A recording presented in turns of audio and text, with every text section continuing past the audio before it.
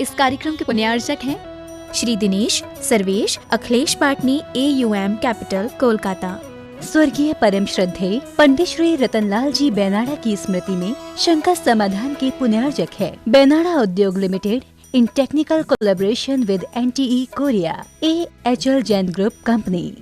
स्वर्गीय श्रीमती हेमलता बेन एवं इंद्रवदन चुन्नीलाल घिया, स्वाति एवं नीलेश घिया, अनीशी एवं Anish Ghiya. Vidyasagar consultancy, calibration of measuring instruments, HVAC validation, thermal mapping, office SF05 and 06, Shriji Gold, near Narayan Gurukul Circle, opposite Ballabh Duplex, Dabohi, Wagodia Ring Road, Vadodara 390025, Gujarat, India। Narendra Kumar Jain, Guru Kripa परिवार, रायपुर। श्री गणेश जी राणा, रेणु जी राणा, श्री मोहित जी राणा, नम्रता राणा, रघुराज एवं भरतराज राणा, पूर्णिमा handicrafts, Jaipur, Rajasthan. स्वर्गीय श्रीमती मंगला, स्वर्गीय श्री जम्बू कुमार गांधी की पुण्य स्मृति में श्रीमती कल्पना, धर्मपत्नी श्री भारत जम्बू कुमार गांधी, निवासी निमगांव, केतकी, तहसील इंदापुर, जिला Pune, Maharashtra. Creative seating systems, Pune.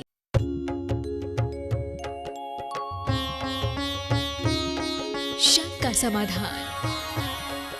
बोलिए सवन संस्कृति उन्नायक प्रातः स्मरणीय संत शिरोमणि परम पूज्य एक स्वाराचार्य गुरु विद्यासागर जी महामुनिराज की जय जय जय। बोलिए गुणायतन प्रणेता, शंका समाधान प्रवर्तक, भावना योग प्रवर्तक, प्रखर वक्ता, परम पूज्य एक स्वार मुनिवर्षी प्रमाण सागर जी मुनिराज की जय जय जय। बोलिए परम पूज्य एक स्वार मुनिवर्षी अरह सागर जी मुनिराज की जय जय जय।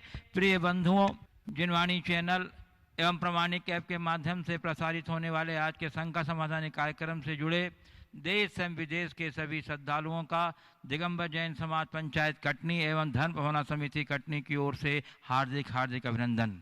मैं आपको लिए चलूं शंका समाधान की ओर। इसके पूर्व रोज की तरह हम लोग सभी मिलकर सामूहिक रूप से पूज्य देव के चरण कमलों में त्रिबार नमोस्तु निवेदित करते हुए उनके मंगल में आशीर्वाद से अपने को अभिषेक करके साथ करेंगे। तो चलिए हाथ जोड़िए, मस्तक झुकाइए, बोलिए मेरे साथ, नमोस्तु गुरुदेव, नमोस्तु गुरुदेव, नमोस्तु गुरुदेव। बंधुओं, कुंडलपुर स्थित क्षेत्र पर आज का संघ के सानिध्य में बाल ब्रह्मचारी संजीव भैया जी विधानाचार्य कटंगी के निर्देशन में विधान संपन्न होने जा रहा है। उस तदर्थ गुरुदेव के आशीर्वाद हेतु कुंडलपुर की कमेटी और ब्रह्मचारी भैया जी अपने पूरे दल बदल के साथ यहाँ पधारे हैं। मैं इस कमेटी को से अनुरोध करता हूँ, श्री शैलेंद्र जी जैन, श्री गौरव जी जैन और श्री संजीव जी जैन, नितिन जी जैन और श्री राकेश जी जैन, ब्रह्मचारी कमलेश जी कक्का, हाँ, और शैलू भैया, ये सभी आए गुरुवर से आशीर्वाद ग्रहण करें। और उस विधान के संबंध में विधानाचार्य बाल ब्रह्मचारी संजीव भैया जी अपनी कुछ बातें रखेंगे। पूज्य महाराज जी के पावन श्री चरणों में बारंबार नमोस्तु निवेदित करता हूं। कुंडलपुर सिद्ध क्षेत्र में 4 से 12 अक्टूबर तक आचार्य गुरुवर के आशीर्वाद से आरिका रिजुमती माता जी, आरिका पूर्णमती माता जी और उपशांतमती माता जी सत्संग के सानिध्य में 2600 अर्घों से सहित बीजाक्षरों वाला भक्तामर महामंडल विधान का आयोजन करने के लिए जा रहे हैं। महाराज जी, हम आपसे बारंबार नमोस्तु करके आशीर्वाद लेने के लिए आए हैं कि हमारा सारा कार्य सानंद संपन्न हो सके। महाराज जी, सभी लोग ऑनलाइन ही इस विधान से जुड़ सकेंगे। आप हमें आशीर्वाद दें और जितने भी श्रोतागण हैं उन सबके लिए भी शुभाशीष दें, ताकि प्रतिदिन पारस चैनल पर 2 बजे से लेकर के 4 बजे तक होने वाले इस विधान से अष्टद्रव्य का थाल सजा करके आचार्य जी की फोटो और जिनवाणी रख करके वो विधान में बैठ करके पुण्यार्जन कर सकें। और बैठ करके भावनाओं से तो जुड़े ही जुड़े, साथ ही अपने धन का भी सदुपयोग करें कुंडलपुर के बड़े बाबा के निर्माण में। महाराज जी, हमें आशीर्वाद दें और सभी श्रोताओं के लिए भी आशीर्वाद और निर्देश दें कि वो इस कार्य में जरूर जुड़ें और धर्म लाभ लें। नमोस्तु महाराज जी, नमोस्तु। देखिए, कुंडलपुर के बड़े बाबा के विषय में कुछ कहने की जरूरत नहीं है। वे जगत विख्यात है और जगत उद्धारक भी। जो जो एक बार बड़े बाबा के दर्शन किया है, हमेशा हमेशा के लिए वो बड़े बाबा का हो गया, उनके चरणों में समर्पित हुआ है। ये बहुत अच्छा सुयोग आप सबके लिए मिलने जा रहा है कि इस बड़े बाबा के चरणों में भक्तामर महामंडल विधान का आयोजन, जिसके एक एक अक्षर अक्षर के साथ अर्घ जोड़ा गया है। 2688 अर्घ जिसमें अर्पित होंगे। ये बहुत बृहद अनुष्ठान है और ये आप सबका सौभाग्य है। वर्तमान में समारोह पूर्वक तो कोई कार्यक्रम करने की अनुकूलता भी पूरे विश्व में कहीं नहीं है, लेकिन सब कुछ तक टेक्नोलॉजी के माध्यम से पूरे देश में हो रहा है, दुनिया में हो रहा है। तो क्यों न तकनीकी का फ़ायदा उठाते हुए आप सब इस आयोजन में अपनी सहभागिता दें। बहुत अच्छा कार्यक्रम है और जिनको भी अनुकूलता बने, अनुकूलता तो बनती नहीं, बनाई जाती है। सभी लोग अनुकूलता बनाकर अपनी सहभागिता इस कार्यक्रम में लें, ताकि घर बैठे साथी से पुण्य का उपार्जन कर सके। साथ ही बड़े बाबा का बड़ा मंदिर जो स्वरूप लेने जा रहा है, मैं तो देख करके एकदम अचंभित रह गया। जैसे बड़े बाबा वैसा ही बड़ा मंदिर, गुरुदेव की कल्पना का साकार रूप, जिसके विषय में कभी कोई सोचा नहीं, वैसा स्वरूप लेने जा रहा है। अभी मुझे बताया गया 700 लोग लगे हुए हैं और इनका प्रण है कि हमको 400 दिनों में पूरा मंदिर संपन्न करना है और उसी हिसाब से कार्य कर रहे हैं। ये बड़ा व्यय साध्य कार्यक्रम है। वे लोग बड़े भाग्यशाली होंगे जो अपनी चंचला लक्ष्मी का सदुपयोग इस मंदिर के निर्माण कार्य में अपनी ओर से कुछ द्रव्य दान देकर करेंगे। आना जाना तो सब चला रहता है, जीवन का कोई भरोसा नहीं। आज ही मुझे एक क्लिप दिखाई कि सूरत के एक व्यापारी, शायद जैन ही व्यापारी होंगे क्योंकि मुनि महाराज की तस्वीर उसके पीछे लगी हुई थी। मैं देख करके एक पल के लिए हैरत में रह गया। हीरे का व्यापारी अपने प्रतिष्ठान में बैठा है, काम कर रहा है, बड़े मगनता के साथ काम कर रहा है। काम करते करते एक झपकी आती है, सामने झुकता है, उठता है, ऐसे निढाल होकर गिर जाता है, फिर कभी उठ नहीं पाया, हमेशा हमेशा के लिए चला गया। 1.5-2 सेकेंड में खेल खत्म। ये जीवन की सच्चाई है। न जाने कब किसकी कैसी बारी आ जाए, सब धरा का इस धरा पर धरा ही रह जाएगा।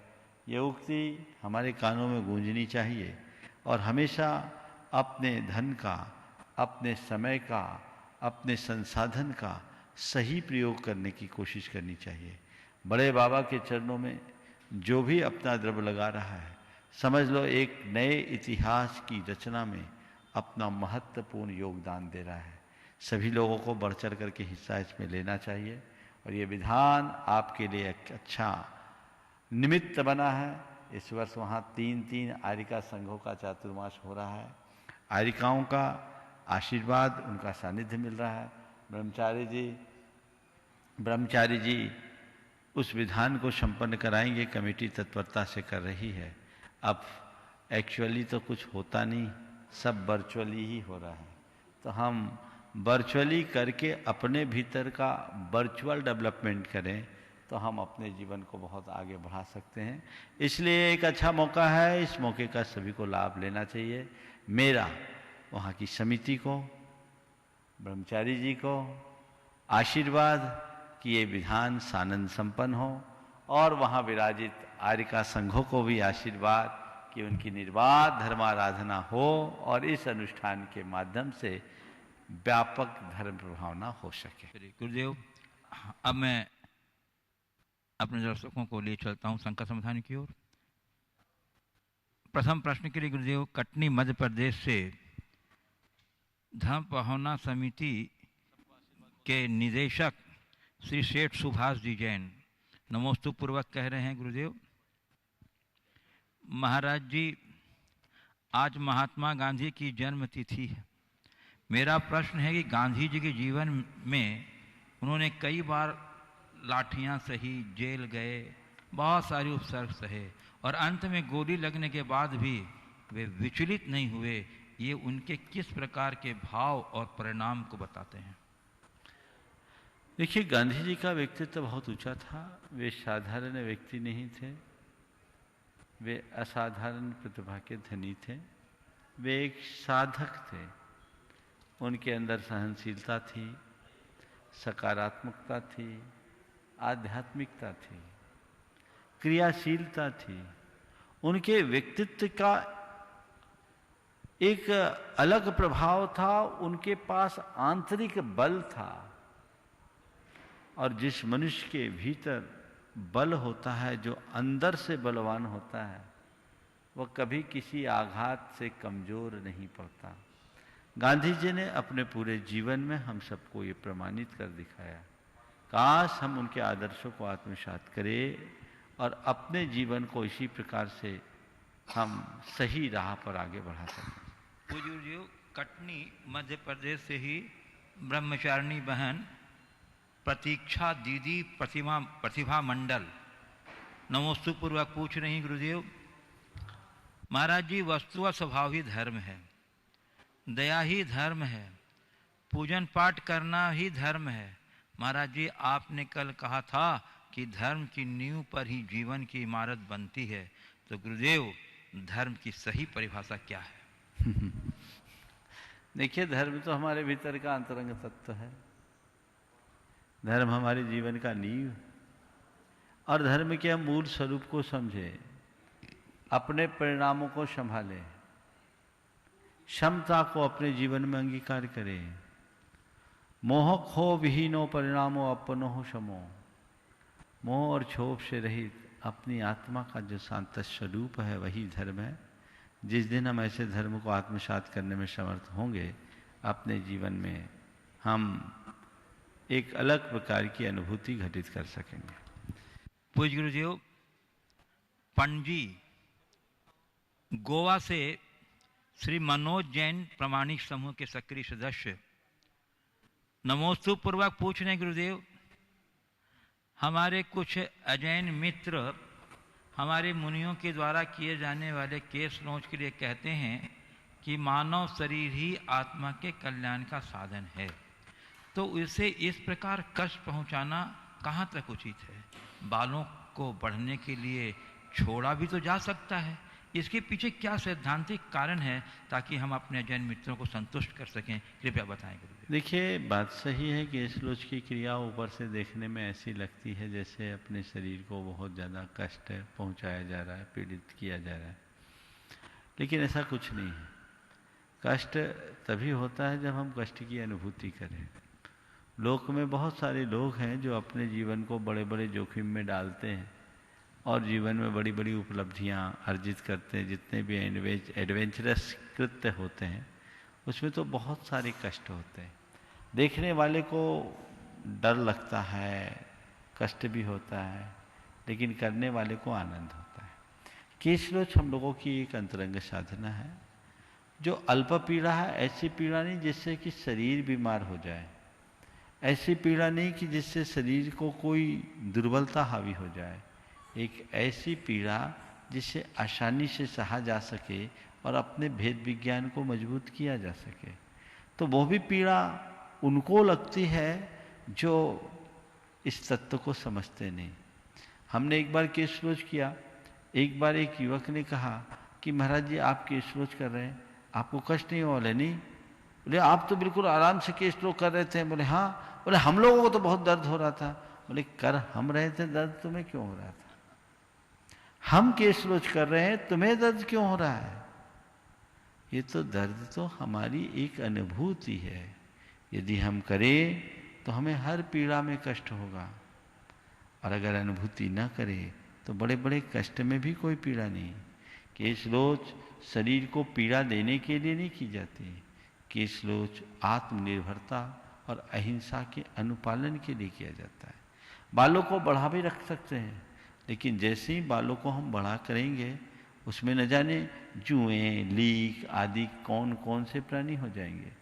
उनकी हिंसा से हम अपने आप को बचा नहीं पाएंगे। इसलिए बालों को बढ़ाना हमारे यहाँ विधेय नहीं है। तो फिर करें, कटवाएं तो कटवाने के लिए किसी पर निर्भर हो, पैसा है तो वो भी ठीक नहीं है।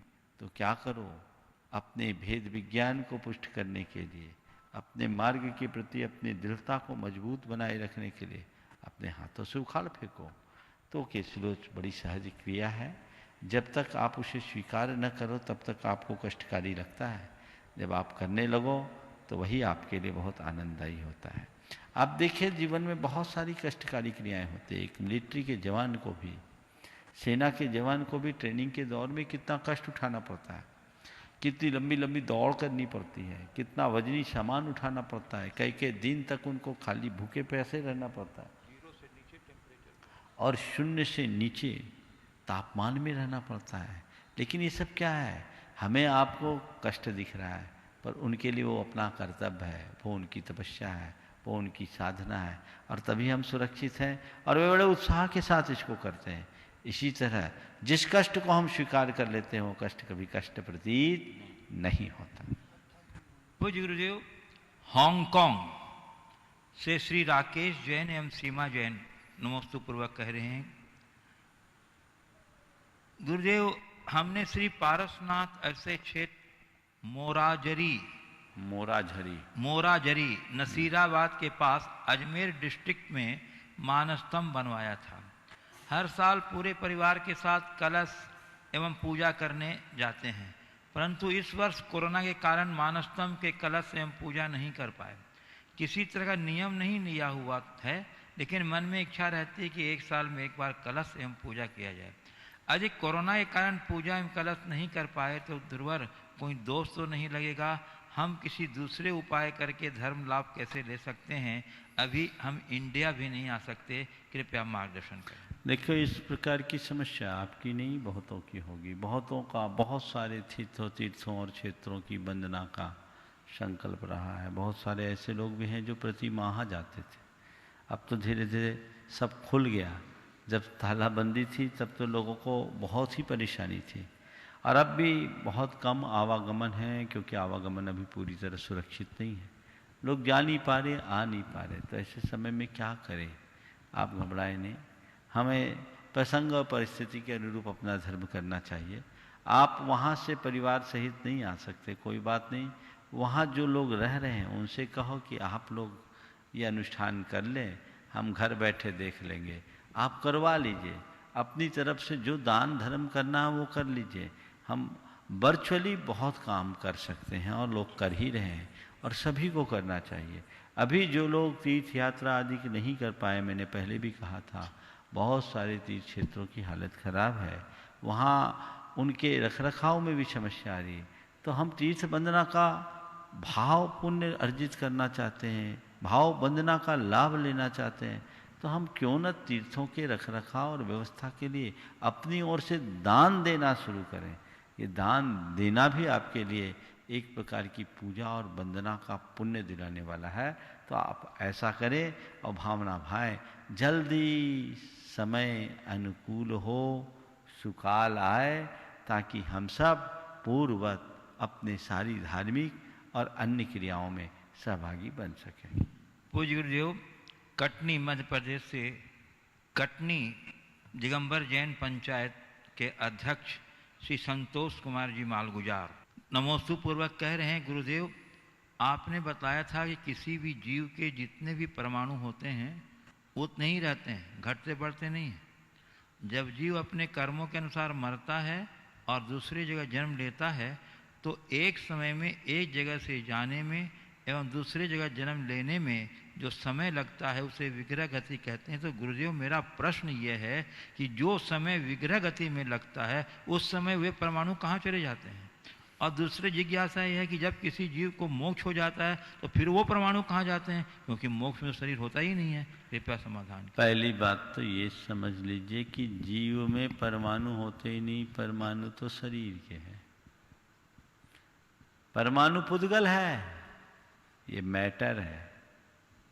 जीव तो चेतन है, अमूर्त है। तो जीव के परमाणु नहीं होते, हाँ जीव के प्रदेश होते हैं। वो न घटते हैं न बढ़ते हैं। हाँ, छोटा बड़ा जैसा शरीर होता है उसके हिसाब से वो संकुचित होते हैं और बढ़ते रहते हैं। मरणोपरांत जब हम एक जन्म स्थान से दूसरे जन्म स्थान की ओर जाते हैं, जिसे शास्त्रीय भाषा में विग्रह गति की संज्ञा दी गई है। उस समय हमारा ये स्थूल शरीर छूटता है, लेकिन हमारे भीतर एक सूक्ष्म शरीर है, संस्कारों का शरीर है, जिसे कार्बन शरीर की संज्ञा दी गई। वो हमारे साथ बना रहता है और वह हमारी आत्मा को नए जन्म स्थान पर ले जाता है। उसमें ज़्यादा समय नहीं लगता, 3 समय लगता है, बहुत अल्प समय में पहुंचते हैं। और वहां पहुंचते ही आत्मा अपने नए शरीर के निर्माण की प्रक्रिया प्रारंभ कर देता है। कुछ ही मिनटों में आत्मा के पास ऐसी शक्ति प्रकट हो जाती है जिसके बल पर वह अपने नए शरीर का निर्माण करके जीवन पर्यंत उसके लिए आवश्यक साधन जुड़ा ले, और फिर उसके बाद पूरे जीवन वो शरीर चलता है। मृत्यु होती है तो फिर ये स्थूल शरीर छूटता है, सूक्ष्म शरीर हमको लेकर के जाता है, और जहां हम जाते हैं वहां ये नई प्रक्रिया फिर शुरू हो जाती है। इसलिए परमाणुओं की बात नहीं है। हमारे शरीर के टुकड़े टुकड़े भी कर दें, तिल की तरह अगर हमारे खंड खंड भी कर दें तो बटेगा शरीर, आत्मा नहीं। क्योंकि आत्मा अमूर्त है, उसे शस्त्र से घाता नहीं जा सकता। वो अच्छेद्य है, अभेद्य है, अखंड है, अरूप है, अस्पर्श है। आपने पूछा अगर किसी को मोक्ष मिल जाए तो मुक्त आत्माओं के मोक्ष जाने के बाद उन परमाणुओं का क्या होता है? तो शरीर के परमाणु यहीं रह जाते हैं, आत्मा सीधे सिद्धालय में विराजमान होता। शरीर तो कपूर की तरह उड़ जाता है, नख और शेष केश शेष बचते हैं, उनका अंतिम संस्कार करके वो भी यही समाप्त हो जाता है। वो परमाणु है, वो पुद्गल है, जड़ जड़ में मिलता है, चेतन शाश्वत है जो सदैव बना रहता है। पूज्य गुरुदेव, हजारीबाग झारखंड से श्रीमती हीरा बड़जात्या नमोस्तु पूर्वक कह रही हैं, गुरुदेव वय श्रावक कौन होते हैं? महाराज जी, आप ऊर्जा प्रवाह में तीली वय इन्होंने लिखा तो यही है, वो क्या है? वय श्रावक कौन होते हैं? महाराज जी, आप ऊर्जा प्रवाह में तीली ऊर्जावान हो ऐसा कहते हैं, तो महाराज जी तीली किसे कहते हैं और यह क्या चीज है? हमारे शरीर के पेट के जो अवयव है उसमें लीवर जिसे यकृत कहा जाता है, फिर पेट है आमाशय, तिल्ली जिसे स्प्लीन कहते हैं, तिल्ली बढ़ जाती है ना, और गुर्दा जो हमारी किडनी है। तो हमने एक एक अवयवों की बात की है, ये लीवर, आमाशय, तिल्ली, स्प्लीन, किडनी और दोनों आते हैं, यही तो पेट में है। तो संपूर्ण पेट को ऊर्जामय बनाने के लिए ये एक एक शब्द का प्रयोग किया। तिल्ली नहीं है, वो तिल्ली है, तिल्ली, तिल्ली यानी स्प्लीन। और वय श्रावक मैंने कब कहा मुझे नहीं मालूम। वय को अगर प्राकृत में ले तो व्रत होता है, व्रती श्रावक से संबंध माना जा सकता है।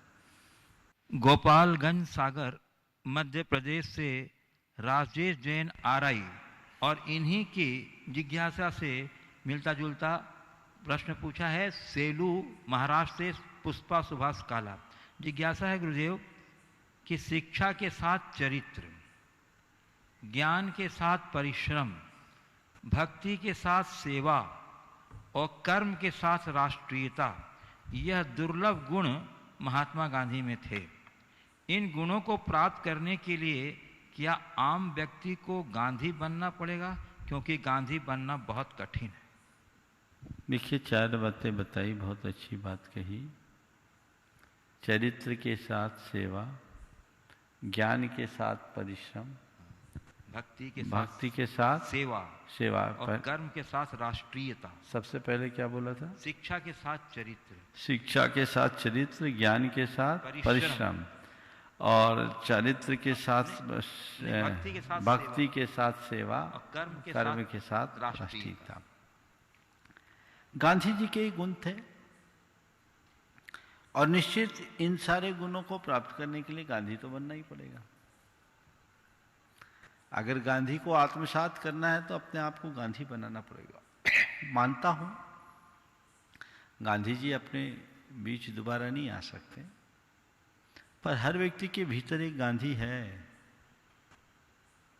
हमें चाहिए कि हम उसे जगाएं, अपने व्यक्तित्व को तदनुरूप बनाएं, और यदि ऐसी बात हम अपने जीवन में जगाने में समर्थ होते हैं तो हमारे जीवन की एक बड़ी उपलब्धि बन सकती है। पूज्य गुरुदेव, कटनी मध्य प्रदेश से सुरभि सतीश जी जैन पाटन परिवार कह रहे हैं, गुरुदेव तीर्थंकरों का निर्वाण होता है तो क्या नरक में उस समय कुछ समय के लिए शांति होती है? क्या वहीं पर दूसरी बात यह है कि नरक के जीवों में तो जाति स्मरण होता है, तो क्या मनुष्य और अन्य गति के जीवों में जाति स्मरण नहीं हो सकता जिससे कि वे सभी जीव पाप से बच सकें? देखिए, तीर्थंकरों के निर्वाण क्या, उनके सभी कल्याण में एक पल के लिए नारकियों को भी शांति मिलती है। नारका नाम अपि मोदन्ते यत कल्याण परवशो। इसलिए स्वाभाविक शांति उन्हें एक पल को मिलती है। जहाँ तक जाति स्मरण का सवाल है, जाति स्मरण नारकियों को तो होता ही है, मनुष्यों और पशु पक्षियों को भी जाति स्मरण होने का शास्त्रों में विधान है। चारों गति के जीवों को जाति स्मरण हो सकता है। जाति स्मरण यानी पूर्व जन्म की स्मृति, ये किसी किसी को हो सकता है, निषेध नहीं है, पर बहुत दुर्लभ है। पूज्य गुरुदेव,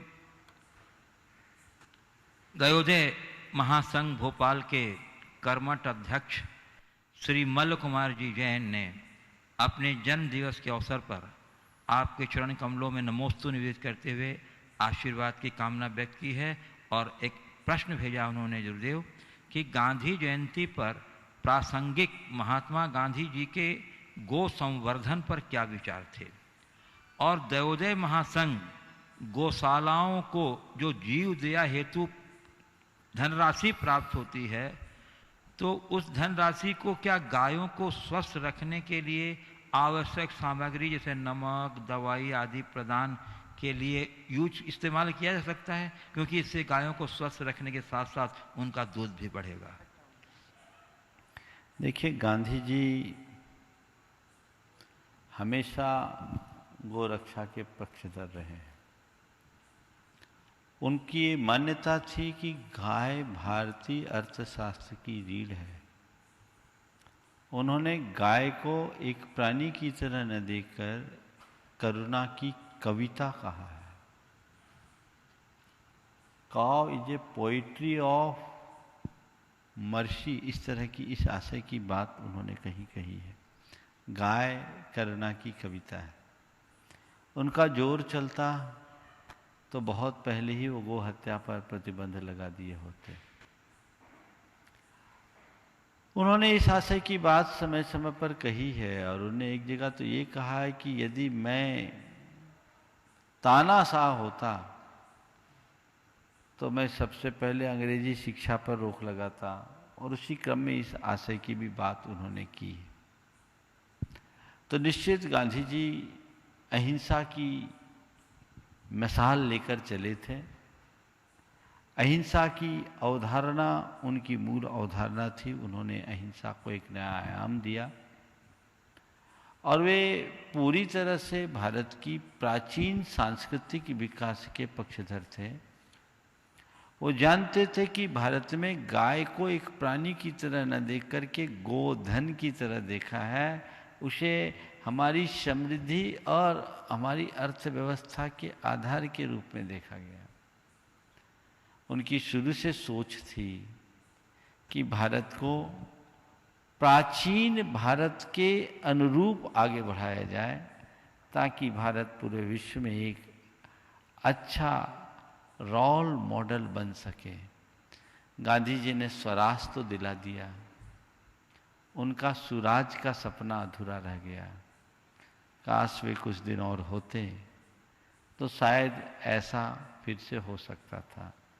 लेकिन फिर भी आज गांधी जी के विचारों को साकार करने के लिए हम सबको अवसर है और ऐसे लोगों की आवश्यकता है जो भारत की संस्कृति को ठीक तरीके से पहचानते हुए भारत की सांस्कृतिक गौरव को स्थापित करने के महायज्ञ में अपने आप को सम्मिलित करें।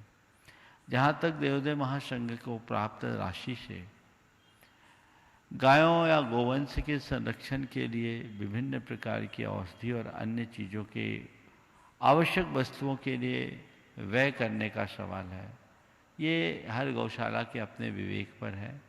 दान दातार ने जो दान दिया है वो गौशाला के लिए नहीं, गौओं के संरक्षण के लिए दिया है और गौशाला गौ संरक्षण का काम करती है। तो जिस रीति से संरक्षण हो हमें वो करना चाहिए।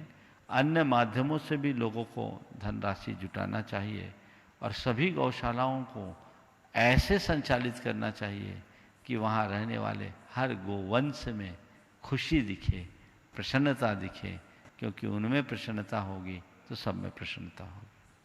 पूज्य गुरुदेव, कुमारी धीरांशी जैन, पुरानी बस्ती कटनी, नमोस्तु पूर्वक कह रही हैं गुरुदेव कि वात्सल्य के लिए गाय बछड़े का उदाहरण दिया जाता है, परंतु गुरुदेव मैंने यह देखा मेरे घर के द्वार पर प्रतिदिन एक गाय अपने बछड़े के साथ आती है। मैं उन दोनों को गुड़ और रोटी देती हूँ तो मैं यह देखती हूँ कि गाय अपनी रोटी तो खाती है, बछड़े की रोटी गुड़ भी खा जाती है। तो मुझे उस गौ माता पर बहुत गुस्सा आ जाता है। तो मैं यह सोचने के लिए विवश हो जाती हूँ कि वात्सल्य और प्रेम के लिए जो गाय बछड़े का उदाहरण दिया जाता है वो किस प्रकार सार्थक है। शायद गाय ये सोच करके बछड़े का हिस्सा खा जाती होगी कि बछड़े को नुकसान ना हो जाए। ये भी तो हो सकता है ना, वो माँ है, माँ बच्चे का हमेशा हित चाहती है। हमें इसी तरह सकारात्मकता से उसे देखना चाहिए और फिर ये कलयुग का प्रभाव भी हो सकता है।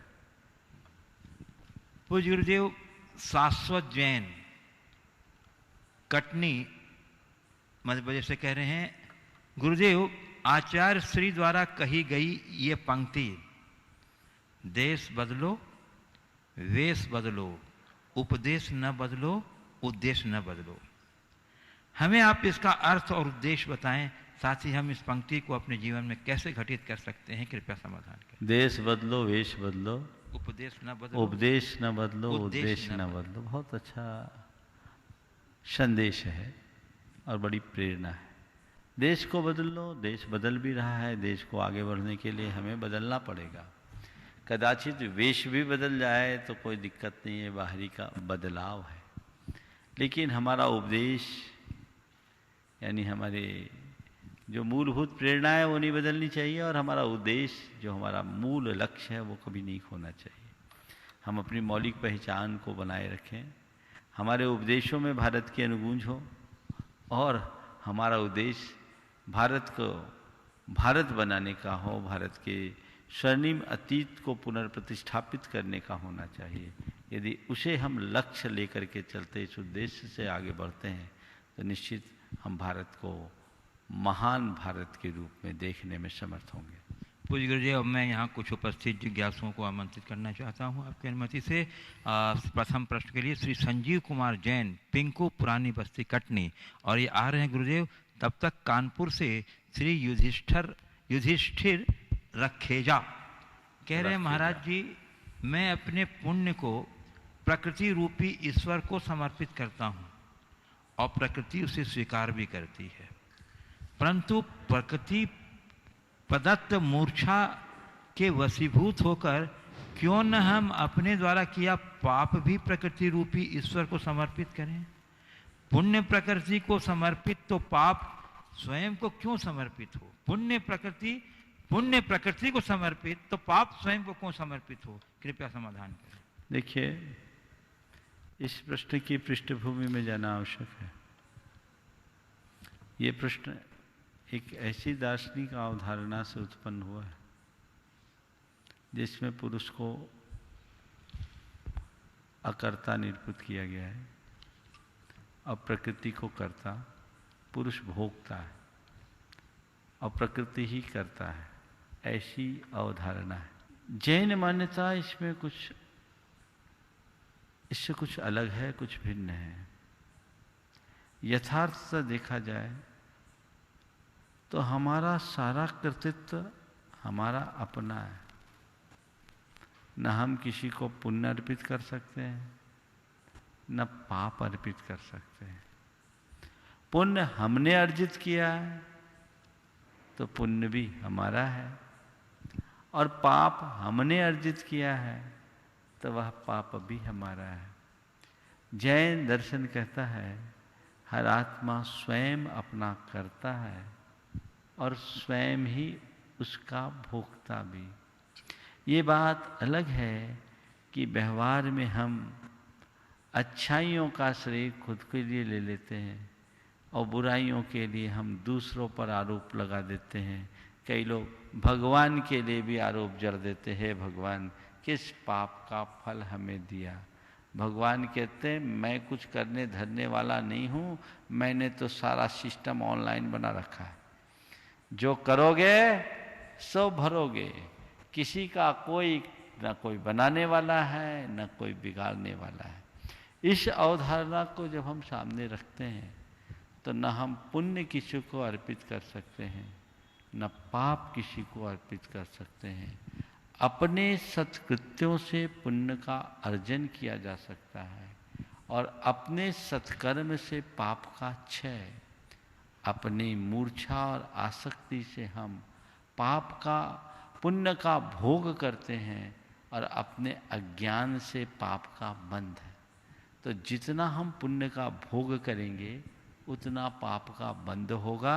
इसलिए जीवन को ऊंचा उठाना है तो पुण्य के भोग से बचो,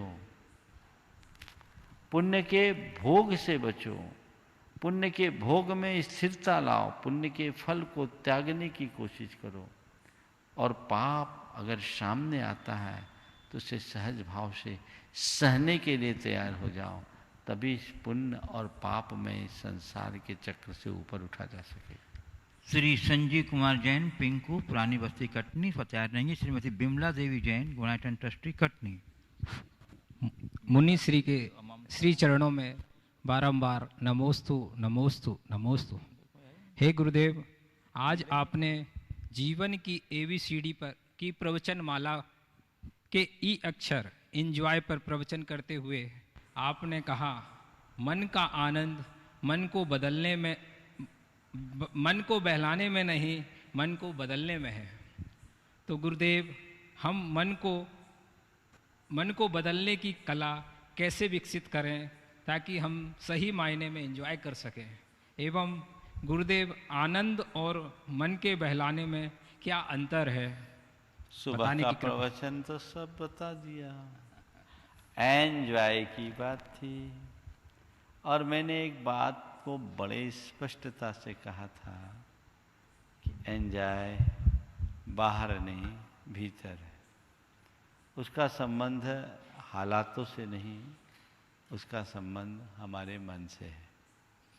अगर हम अपने मन को संतोष से भर लेते हैं, सकारात्मकता से भर लेते हैं, मन में सही दृष्टि विकसित कर लेते हैं, तो हर स्थिति में हम आनंदित रह सकते हैं। और कैसे रहें, पूरा प्रवचन इस विषय पे था, इसलिए अभी मैं बोलूँगा तो एक प्रवचन और हो जाएगा।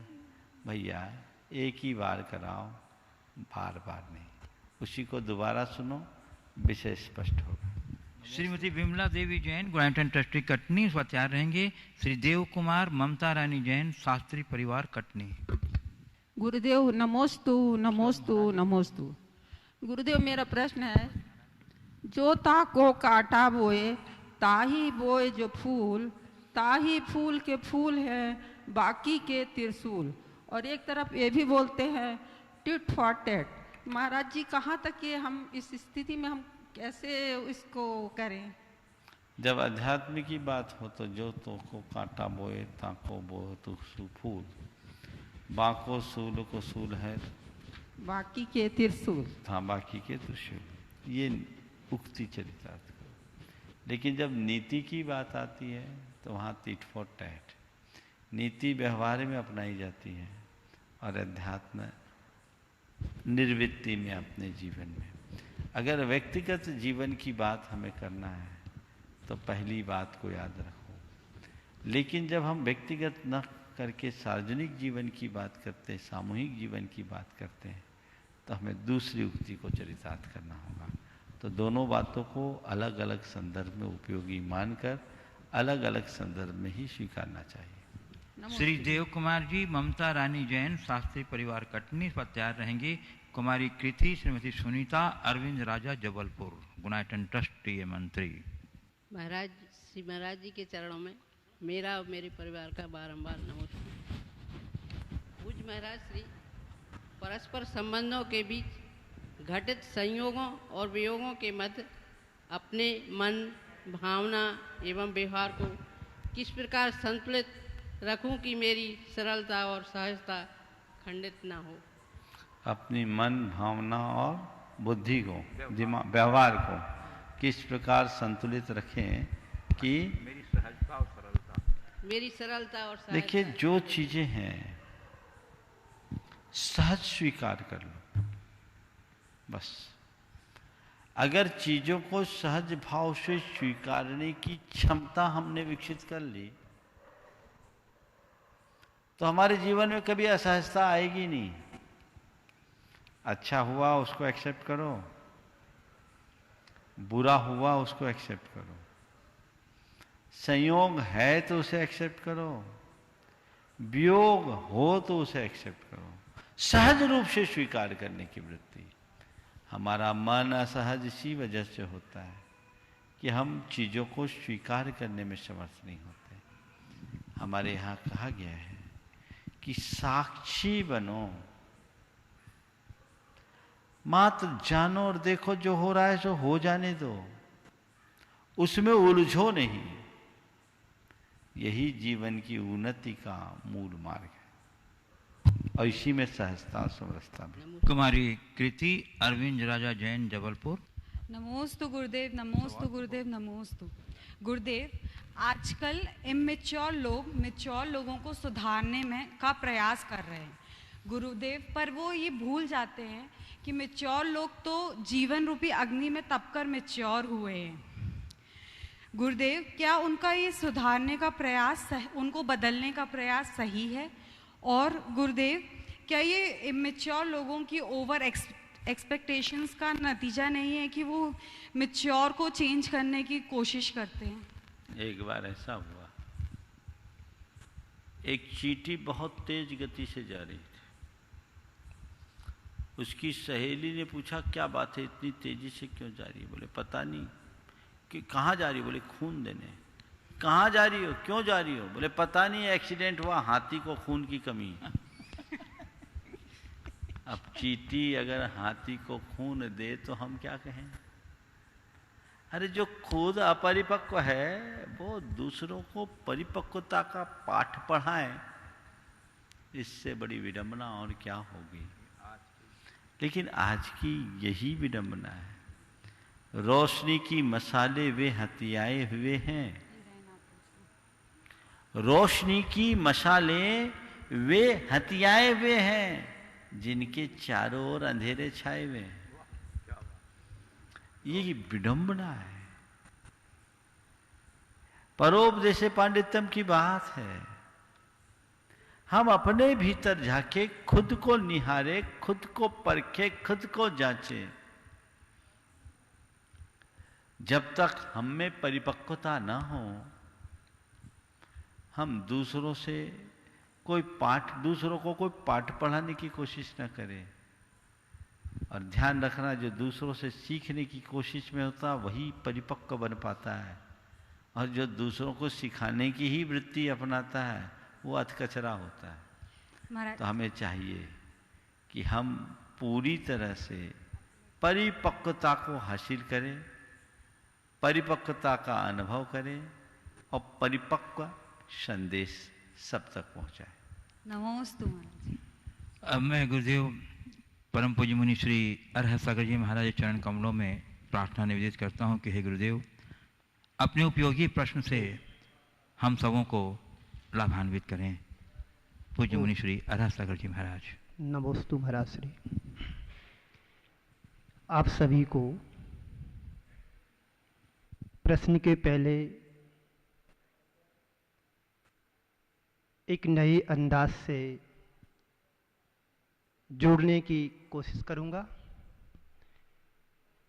देखिए, पूज्य महाराज श्री के बारे में कुछ कहना तो बहुत ज़्यादा अच्छा नहीं लगता है, क्योंकि वो तो अपने व्यक्तित्व से सारे देश नहीं प्रदेश में भी छाए हुए हैं। फिर भी मैं आपको आकर्षित करना चाहता हूं, क्योंकि अभी विगत दिनों से पूज्य महाराज श्री के द्वारा अपने जीवन को परिवर्तित करने के लिए एक नई श्रृंखला की शुरुआत हुई है। मैंने बचपन में ABCD पढ़ी थी 6वीं क्लास से, आज गुरु मुख से सुन रहा हूं। वो ABCD लौकिक जगत में अपना स्थान बनाती है और महाराज श्री के मुख से सुनकर के जो ABCD का अंदाज हम ले रहे हैं, वो अपने अध्यात्म के जीवन को विस्तार देने के लिए है। बंधुओं, हम सभी बड़े भाग्यशाली हैं कि ऐसे गुरुदेव मिले। वे लोग बड़े भाग्यशाली हैं जो उनकी वाणी को श्रवण कर रहे हैं, आत्मसात कर रहे हैं। क्यों ना हम उसका पूरा लाभ उठाएं। हम सभी आनंद की यात्रा में आनंदित होकर के चल रहे हैं। अभी कोई यहाँ पर सज्जन कह रहे थे हमको बहुत अच्छा लग रहा, बहुत अच्छा लग। कैसा अच्छा लग रहा? अभी तो शुरुआत हुई है। तो बंधुओं, पूज्य महाराज श्री की जो प्रस्तुति है ऐसी है कि उनको सुनते जाओ, पढ़ते जाओ तो कभी अंत नहीं होता है। प्रवचन शैली ऐसी ही होना चाहिए। बचपन में जब मैंने महाराज श्री को सुना तो यहाँ आ गया हूँ और महाराज जी ने बाजू में बैठा लिया। तो बंधुओं, महाराज श्री के जो प्रवचन आज वर्तमान में अभी चल रहे हैं, एक नए अंदाज को लेकर के अंदर से निकल रहे हैं, जो हमारी दिशा और दशा को बदल देने में एक अहम भूमिका निभा रहे हैं। बंधुओं, नियमित सुने, अवश्य सुने और सुनते ही रहें, ताकि हमारे जीवन में कुछ नया इतिहास रचे। आप सभी को पुनः आकर्षित करना चाहता हूं कि सुबह प्रातः काल की प्रथम किरण महाराज श्री के प्रवचन से जोड़ना चाहिए। जो नहीं सुन रहे उनको सुनाएं, सुनने की प्रेरणा दें, प्रेरित करें कि ये समय बहुत अमूल्य है। महाराज श्री बोलते बार वर्चुअल, हम तो जानते नहीं है का कहलात वर्चुअल मतलब ऑनलाइन आप प्रवचनों को सुनिएगा। जो हमारे जीवन की उलझने हैं पल में सुलझ जाती हैं। उलझनों को सुलझाएं, जीवन में नया इतिहास रचाएं। महाराज श्री के पास बहुत से के साथ मैं प्रवचन नहीं कर रहा हूं, 2 मिनट में बात पूरी कर रहा हूं प्रश्न के साथ। महाराज श्री के पास मैं 6-7 महीने से देख रहा हूं, 10 महीने 11 महीने होने को जा रहे हैं। ऐसे ऐसे जटिल केस आते हैं, वो मुस्कुरा करके चले जाते हैं। ये उनकी कला का प्रभाव है। कलाकार भी अपनी कला को भूल जाते हैं। बंधुओं, अब मैं आपको प्रश्न की ओर ले चलता हूं। प्रश्न थोड़ा हटके है और मैं चाहता हूं कि महाराज श्री अपने मुख चंद्र की बिंदुओं से हम सबको, ये प्रश्न हमारा नहीं है, आप सबके बीच का है, तो सुनिएगा। महाराज श्री नमोस्तु कहते हैं संघर्ष जीवन की सफलता का आधार है। कहते हैं संघर्ष जीवन की सफलता का आधार है। इसी बात को इसी संदर्भ में हमारे गुरुदेव ने भी कहा है। संघर्षमय जीवन ही हर्षमय होता है। संघर्षमय जीवन ही हर्षमय होता है। तो मैं उन तमाम युवाओं की तरफ से कहना चाहता हूं कि जो आज IAS, UPSC, IPS जैसी जटिलतम परीक्षाओं को देते हैं, उसमें भाग लेते हैं, बैठने वाले विद्यार्थियों की लिए कैसी तैयारी करना चाहिए जिससे वो अपनी जीवन की श्रेष्ठतम ऊंचाइयों को छू सकें और समाज में जो कुरीतियां फैल रही हैं, अशांति, बेमनस्ता, नफरत फैल रही है, उन कुरीतियों को कैसे शांत करें, आपका मार्गदर्शन आज के दिन अपेक्षित है। बड़ा ही महत्वपूर्ण और व्यवहारिक प्रश्न महाराज श्री ने यहाँ पर आज प्रस्तुत किया है। देखिए, बात सही है। किसी भी क्षेत्र में आगे बढ़ने के लिए हमें 4 बातें आत्मसात करना जरूरी है। सबसे पहली बात, अपने लक्ष्य के प्रति समर्पण। जो हम करना चाह रहे हैं, जो हम पाना चाह रहे हैं, हमें चाहिए कि हम उसका हो जाएं। लक्ष्य के प्रति समर्पण के अभाव में उपलब्धियां नहीं होती। बहुत सारे युवक युवतियां मेरे पास आते हैं, हमें यूपीएससी करना है। तो मैं पहला पूछता हूं क्यों करना है। मैं उनको टटोलता हूं, करना क्यों। प्राय लोग एक दूसरे की देखा देखी करते हैं। यूपीएससी करना है, क्यों करना है, बस मुझे यूपीएससी ही करना है। लोहे की चनी, मुझे कुछ करना है, देश के लिए करना है, समाज के लिए करना है, और यूपीएससी से ही मैं उत्तीर्ण होकर कुछ करूंगा। अगर तुम्हारा यूपीएससी का लक्ष्य है तो तुम जब तक उस लक्ष्य को हासिल न कर लो तब तक केवल उसके लिए अर्पित हो जाओ। हर पल केवल उसके विषय में सोचो, हर पल केवल उसके विषय में सोचो। 18-18, 20-20 घंटे मेहनत करने पड़ते हैं, लोहा का चना चबाने से कम नहीं है। लेकिन जिसका लक्ष्य होता है और जो लक्ष्य के प्रति समर्पित होता है, वो उसे कर भी डालता है। दूसरी बात, आत्मविश्वास होना चाहिए। मैं जिस रास्ते पर आगे बढ़ा हूं सफल होऊंगा, मुझे भरोसा है। आत्मविश्वास डगमगाना नहीं चाहिए।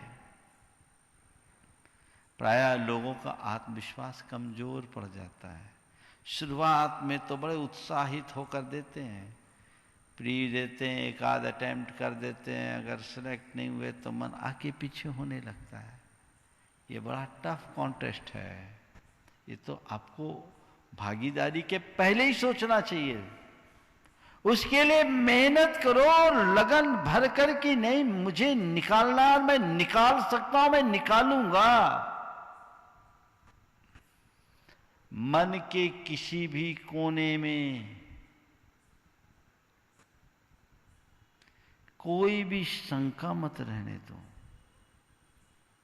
मुझे करना है और मैं निकाल सकता हूं, इतना आत्मविश्वास होना चाहिए। मैं यूपीएससी की बात को तो केवल उदाहरण के लिए बोल रहा हूं, क्योंकि महाराज ने उसे छेड़ा।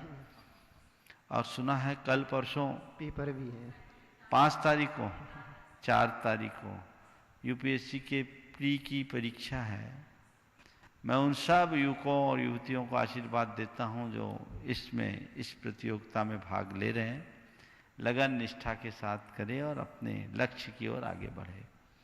तो आत्मविश्वास, जितने भी सफलतम लोगों के जीवन चरित्र को आप पढ़ोगे,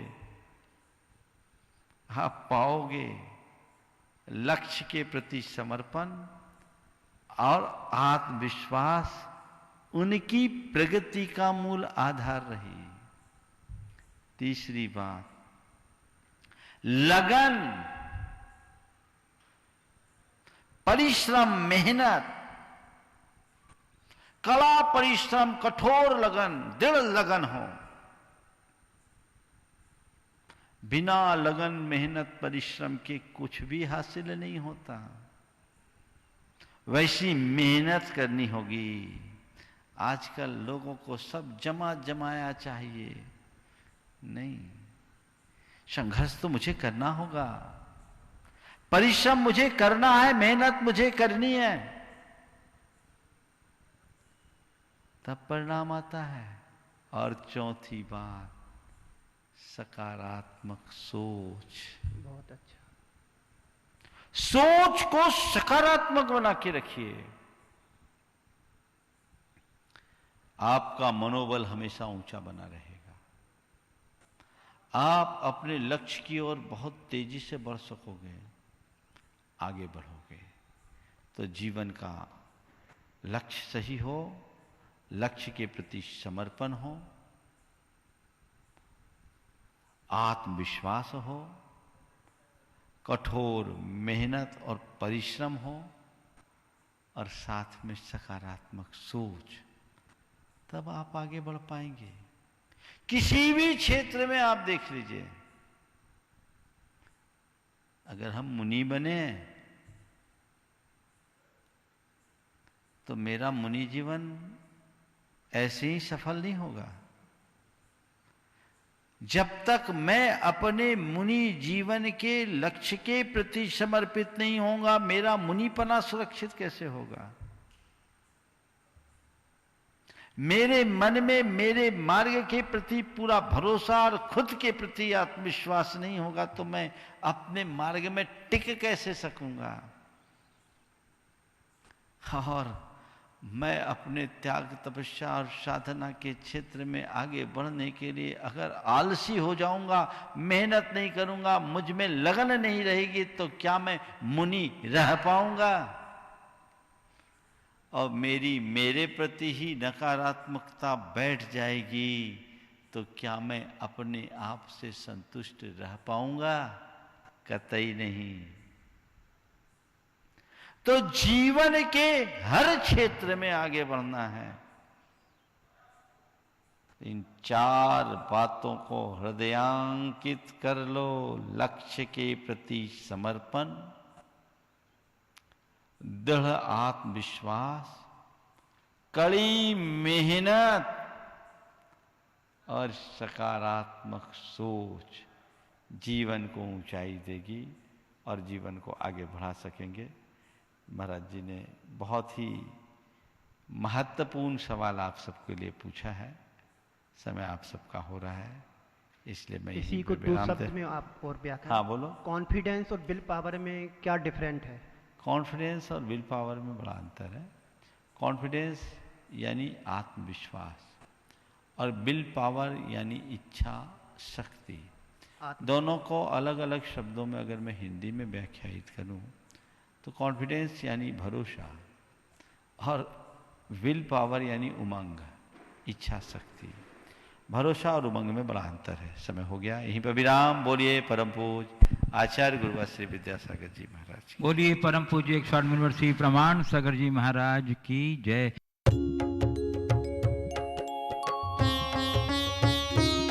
शंका का समाधान।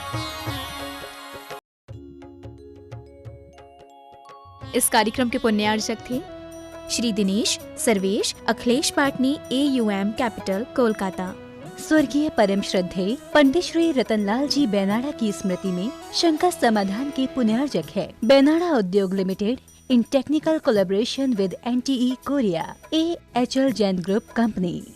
स्वर्गीय श्रीमती हेमलताबेन एवं इंद्रवदन चुन्नीलाल घिया, स्वाति एवं नीलेश घिया, अनीशी एवं Anish Ghiya. Vidyasagar consultancy, calibration of measuring instruments, HVAC validation, thermal mapping, office SF05 and 06, Shriji gold, near Narayan Gurukul circle, opposite Ballabh duplex Dabhoi, Waghodia ring road, बड़ोदरा 390025, गुजरात, इंडिया। नरेंद्र कुमार जैन, गुरु कृपा परिवार, रायपुर। श्री गणेश जी राणा, रेणु जी राणा, श्री मोहित जी राणा, नम्रता राणा, रघुराज एवं भरतराज राणा, पूर्णिमा हैंडीक्राफ्ट्स, जयपुर, राजस्थान। स्वर्गीय श्रीमती मंगला, स्वर्गीय श्री जम्बू कुमार गांधी की पुण्य स्मृति में श्रीमती कल्पना, धर्मपत्नी श्री भारत जम्बू कुमार गांधी, निवासी निमगांव केतकी, तहसील इंदापुर, जिला Pune, Maharashtra. Creative seating systems, Pune.